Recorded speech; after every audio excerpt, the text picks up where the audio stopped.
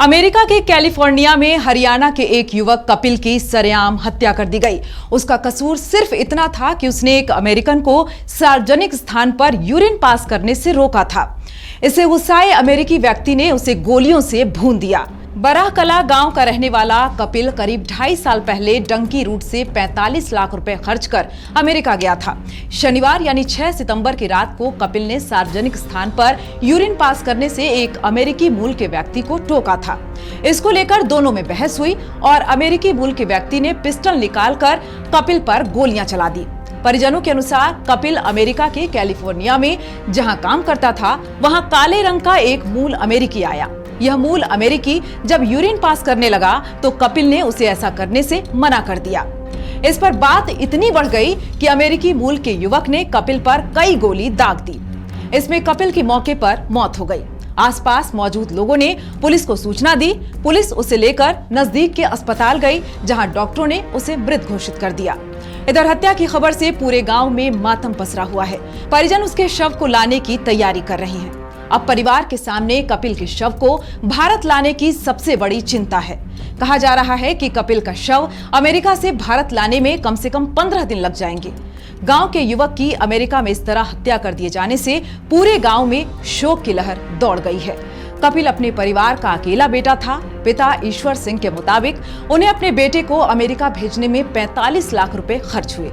वह पनामा के घने जंगलों को पार करते हुए मैक्सिको की दीवार फांदकर अमेरिका पहुंचा था। इसके बाद वह अमेरिका में गिरफ्तार हो गया। उस पर केस चल रहा था। कपिल के पिता किसान हैं और वह अपने चाचा रमेश सिंह के घर पर रहकर जींद में पढ़ाई लिखाई करता था। चाचा के मुताबिक उन्होंने 2022 में काफी मुश्किल से उसे डंकी रूट से अमेरिका भेजा था। आपको बता दें, अमेरिका में अवैध रूप से घुसने वाले लोग सबसे पहले किसी लैटिन अमेरिकी देश में हवाई यात्रा के जरिए पहुंचते हैं। यह देश Brazil, Venezuela, Bolivia, Peru, Colombia, Nicaragua समेत कोई भी हो सकता है। यदि कोई व्यक्ति ब्राजील पहुंचा है तो उसे यहां से सीमा पार करके कोलंबिया पहुंचना होगा। इसके लिए कभी कभार मानव तस्करी करने वाले गाड़ी उपलब्ध करवाते हैं। फिर उस व्यक्ति को पनामा में घुसाया जाता है। पनामा में अधिकांश लोगों को चुपके से जंगल पार करना होता है। इसके बाद निकारागुआ और ग्वाटेमाला होते हुए यह लोग मैक्सिको पहुंचते हैं। मैक्सिको और अमेरिका आपस में सीमा साझा करते हैं। मैक्सिको की सुरक्षा एजेंसियों से बचते हुए यहां इकट्ठा होते हैं। अमेरिका और मैक्सिको की सीमा पर वर्तमान में ऊंची लोहे की बाड़ लगी हुई है। इसे पार करने के लिए रस्सियों का सहारा लिया जाता है।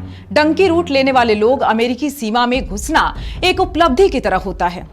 इस बीच इन्हें कई बार पहाड़, नदी तक पार करने होते हैं। डंकी रूट से गए एक व्यक्ति ने बताया कि हमने 17-18 पहाड़ियां पार की। अगर कोई फिसल जाता तो उसके बचने की कोई उम्मीद नहीं थी। अगर कोई घायल हो जाता तो उसे मरने के लिए छोड़ दिया जाता।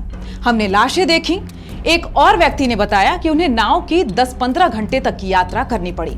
अमेरिका से वापस भेजे गए भारतीय बताते हैं कि डंकी रूट के सहारे जो लोग घुसने में कामयाब हो जाते हैं, वह शरणार्थी का दर्जा पाने का प्रयास करते हैं।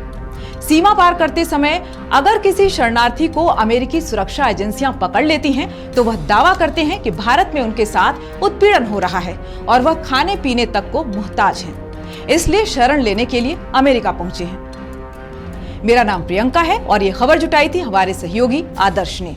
इस खबर पर आप क्या सोचते हैं, हमें जरूर बताइएगा। देखते रहिए नक्षत्र इंडिया।